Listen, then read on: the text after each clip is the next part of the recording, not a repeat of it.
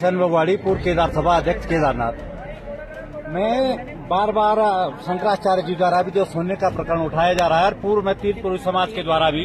जो सोने का प्रकरण उठाया गया था और सरकार के द्वारा खुद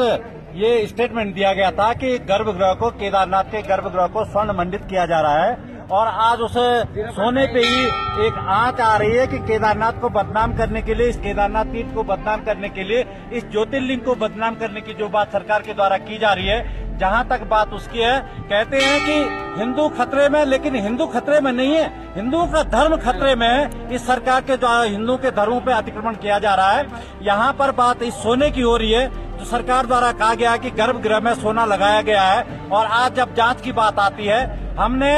मंदिर समिति के बोर्ड को और मंदिर समिति अध्यक्ष को बार बार कह रहे हैं कि इस मंदिर समिति के बोर्ड को भंग कर दिया जाए और मंदिर समिति के अध्यक्ष को भंग कर दिया जाए, मंदिर समिति को भंग किया जाए, क्योंकि इनके द्वारा जो अनियमितताएं इस केदारनाथ मंदिर में हुई हैं, इस केदारनाथ के गर्भगृह में, चाहे वो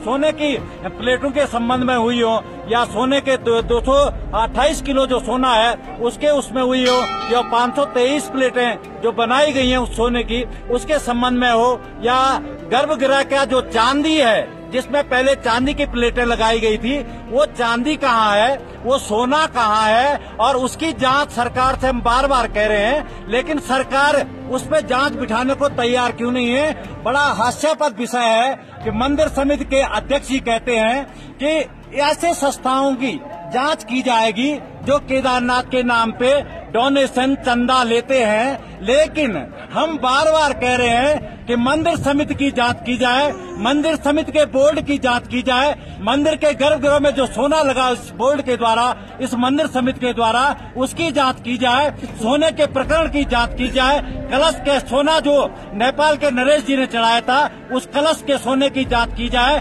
और साथ ही जो चांदी की जो प्लेटें निकाली गई हैं सोने के नाम पर कि गर्भगृह में सोना लगाया जाएगा, वो सोना कहाँ है, वो चांदी कहाँ है। इवन यहाँ तक मंदिर समिति के द्वारा ये अनियमितताएं की गई हैं कि जो तांबे की प्लेटें पूर्व में ज्योतिर्लिंग के आसपास लगी हुई थी वो प्लेटें भी गायब हैं, लेकिन बार बार प्रश्न उठाने के बाद भी मंदिर समिति नहीं सुन रही है, मंदिर समिति का बोर्ड नहीं सुन रहा है, यहाँ के तमाम जो आला अधिकारी हैं वो सुनने को तैयार नहीं है। तो हम जबकि बार बार मांग कर चुके हैं कि सुप्रीम कोर्ट के जो रिटायर्ड जज हों उनके माध्यम से इन सारे प्रकरणों की जांच की जाए, उस गर्भगृह के सोने की जांच की जाए, उस चांदी की जांच की जाए जो यहाँ से गायब हो गया है, और उस